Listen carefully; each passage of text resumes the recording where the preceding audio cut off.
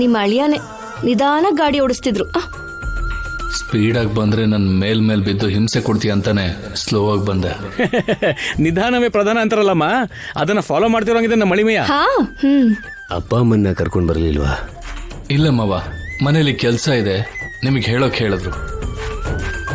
ಪರವಾಗಿಲ್ಲ ಬಿಡಿ, ಇಬ್ರು ಅಳಿಯಂದ್ರು ಇಬ್ರು ಸೊಸೆಂದಿರು ಇದಾರಲ್ಲ ಸಾಕು. ಆಹಾ, ಅತ್ತೆ ಸೊಸೆ ಒಂದಾದ್ಮೇಲೆ ಅತ್ತೆ ಮುಖ ಹೊಳಿತಾ ಇದೆಯಲ್ಲ.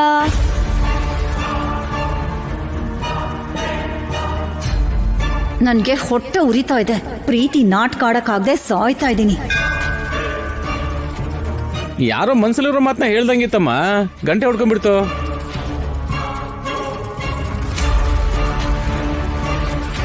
ಇವತ್ತು ನನ್ ಮನ್ಸಲ್ಲಿರೋದನ್ನೆಲ್ಲ ಅಮ್ಮನವ್ರ ಹತ್ರ ಹೇಳ್ಕೋಬೇಕು. ರಾಜಿ, ಆದ್ಯಾ, ನಾನು ಹೇಳೋ ಮಾತನ್ನ ಗಮನ ಇಟ್ಟು ಕೇಳಿ. ಗಂಡನ ಸಂತೋಷಕ್ಕೋಸ್ಕರ ಹೆಂಡತಿ ಮಾಡುವಂತ ವ್ರತ ಇದು. ಈ ವ್ರತ ಯಾಕೆ ಮಾಡ್ತಾರೆ ಅಂತ ಕೆಲವು ವಿಷಯಗಳನ್ನ ಹೇಳ್ತೀನಿ, ಗಮನ ಇಟ್ಟು ಕೇಳಿಸ್ಕೊಳ್ಳಿ. ಅಷ್ಟಲಕ್ಷ್ಮಿಯರಲ್ಲೇ ವರಲಕ್ಷ್ಮಿಗೆ ಒಂದು ಪ್ರತ್ಯೇಕವಾದ ಸ್ಥಾನ ಇದೆ ಅಂತ ಹೇಳ್ತಾರೆ. ಈ ಲಕ್ಷ್ಮೀ ಪೂಜೆಗಳಲ್ಲಿ ವರಲಕ್ಷ್ಮಿ ಪೂಜೆನೆ ತುಂಬಾ ಶ್ರೇಷ್ಠವಾದದ್ದು. ಮಹಾವಿಷ್ಣುವಿನ ಜನ್ಮದಿನವಾದ ಶ್ರವಣ ನಕ್ಷತ್ರ ಶ್ರಾವಣ ಮಾಸದಲ್ಲಿ ಈ ವ್ರತನ ಮಾಡಿದ್ರೆ ಒಳ್ಳೊಳ್ಳೆ ಫಲ ಸಿಕ್ಕತ್ತೆ ಅಂತ ದೊಡ್ಡೋರು ಹೇಳ್ತಾರೆ. ದೀರ್ಘ ಸುಮಂಗಲಿಯಾಗಿ 100 ಕಾಲ ಬದುಕಬೇಕು ಅಂತ ಎಲ್ಲ ಸುಮಂಗಲಿಯರು ಈ ಪೂಜೆನ ಮಾಡ್ತಾರೆ. ಈ ವ್ರತಾಚರಣೆ ಮಾಡೋದಕ್ಕೆ ಯಾವುದೇ ನಿಷ್ಠೆ ಆಗ್ಲಿ, ನಿಯಮಗಳಾಗ್ಲಿ, ಮಡಿ ಅನ್ನೋದಾಗ್ಲಿ ಯಾವುದು ಅಗತ್ಯ ಇಲ್ಲ. ಆದ್ರೆ ನಿಶ್ಚಲವಾದ ಭಕ್ತಿ, ಏಕಾಗ್ರತೆ ಮಾತ್ರ ಖಂಡಿತವಾಗ್ಲೂ ಇರಬೇಕು.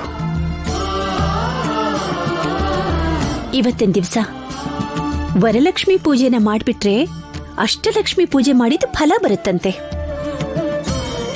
ಈ ದೇವತೆನ ಪೂಜಿಸಿದ್ರೆ ಅಷ್ಟೈಶ್ವರ್ಯಗಳು, ಸಂಪತ್ತುಗಳು, ಆಸ್ತಿ, ಶಿಕ್ಷಣ, ಪ್ರೇಮ, ಕೀರ್ತಿ, ಶಾಂತಿ, ಸಂತೋಷ, ಶಕ್ತಿ ಇದೆಲ್ಲ ಸಿಕ್ಕುತ್ತೆ ಅಂತ ದೊಡ್ಡವರು ಹೇಳ್ತಾರೆ.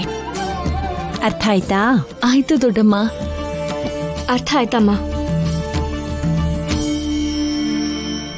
ಇಷ್ಟು ವಿವರವಾಗಿ ಹೇಳಿದ್ಮೇಲೆ ಯಾರಿಗೆ ಅರ್ಥ ಆಗದೆ ಇರುತ್ತೆ ತಂಗಿಯಮ್ಮ, ಹೇಳು. 20 ವರ್ಷದಿಂದ ವ್ರತ ಮಾಡ್ತಾನೆ ಇದ್ದಾಳಲ್ವಾ, ಅಭ್ಯಾಸ ಆಗಿರುತ್ತೆ. ನನ್ ತಂಗಿ ಎಲ್ಲನೂ ಚೆನ್ನಾಗೇ ಮಾಡ್ತಾಳೆ ಭಾವನವ್ರೆ. ಆದ್ರೆ ನಿಮ್ ತಂಗಿ ಯಾವಾಗ ವ್ರತ ಮಾಡ್ತಾಳೆ ಅಂತ 25 ವರ್ಷದಿಂದ ನಾನು ಕಾಯ್ತಾನೇ ಇದ್ದೀನಿ.